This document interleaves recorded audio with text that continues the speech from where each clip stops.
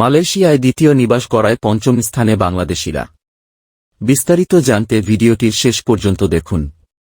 মালয়েশিয়ায় দ্বিতীয় নিবাস গড়ায় বাংলাদেশিদের অবস্থান ওপরের দিকেই রয়েছে।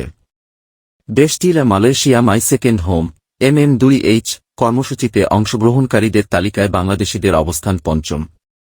চীন, অস্ট্রেলিয়া, দক্ষিণ কোরিয়া ও জাপানের নাগরিকদের পরেই আছেন বাংলাদেশিরা।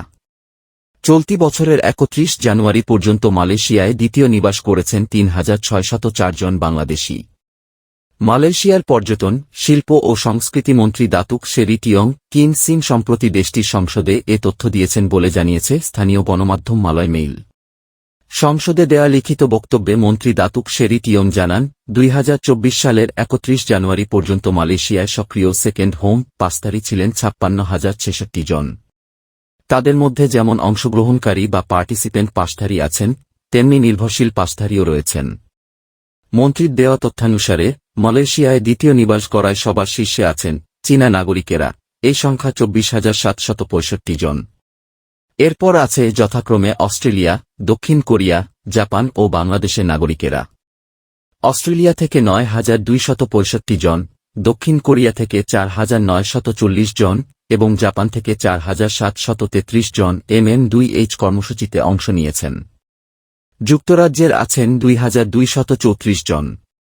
এছাড়া তাইওয়ান, যুক্তরাষ্ট্র, সিঙ্গাপুর ও ভারতের সহস্রাধিক MM2H পাসধারী আছেন এই কর্মসূচিতে। সংবাদে বলা হয়েছে, ২০২৩ সালের ডিসেম্বর মাসে মালয়েশিয়া সরকার সেকেন্ড হোম কর্মসূচি পুনর্গঠন করে। তখন এটিকে ৩ স্তরে বিভক্ত করা হয়। নতুন ব্যবস্থার আওতায় আবেদনকারীদের যোগ্যতার ভিত্তিতে বিভিন্ন গ্রুপে ভাগ করা হয়। তখন বলা হয়েছিল, MM2H কর্মসূচিতে পরীক্ষামূলকভাবে ১ বছর থাকতে হবে এবং পরবর্তী সময়ে পরিস্থিতির উপর ভিত্তি করে এই কর্মসূচিতে সমন্বয় আনা হবে। নতুন ব্যবস্থায় আবেদনের বয়সসীমা ২০ বছর ও তদূর্ধ্ব নির্ধারণ করা হয়।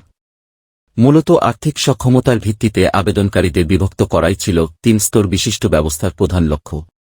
এই ৩ স্তর হল প্লাটিনাম, গোল্ড ও সিলভার।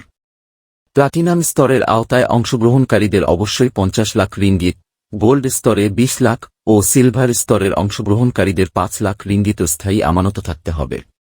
এছাড়া নির্বাচিত সব স্তরের অংশগ্রহণকারীদের অবশ্যই বছরে মোট ৬০ দিন মালয়েশিয়ায় বসবাসের শর্ত পূরণ করতে হবে। বাংলাদেশের কেন্দ্রীয় ব্যাংক দেশের বাইরে বিনিয়োগের জন্য এখন পর্যন্ত সামান্য সংখ্যক প্রতিষ্ঠানকে অনুমতি দিয়েছে। কিন্তু কানাডা ও মালয়েশিয়ায় বাংলাদেশিদের তথাকথিত সেকেন্ড হোম তৈরি করা, সিঙ্গাপুরের তারকা হোটেলের মালিকানা নেওয়া ও সুইস ব্যাংকে অর্থ রাখা, এমন বিষয় অনেক দিন ধরেই আলোচিত হচ্ছে। অভিযোগ আছে, দেশ থেকে পাচার করা অর্থ এক্ষেত্রে বিনিয়োগ করা হচ্ছে। মালয়েশিয়ায় সেকেন্ড হোম কর্মসূচিতে বাংলাদেশিদের অবস্থান একসময় ছিল তৃতীয়, এবার পঞ্চম স্থানে নেমে এসেছে। এর আগে সরকার নামমাত্র করের বিনিময়ে বিদেশে পাচার হওয়া টাকা দেশে ফেরত আনার সুযোগ দিয়েছিল। তবে সেই সুযোগ কেউ নেননি। বিশ্লেষকেরা মনে করেন, সরকারের উচিত আইনের প্রয়োগ বাড়িয়ে বিদেশে টাকা পাচার রোধ করা।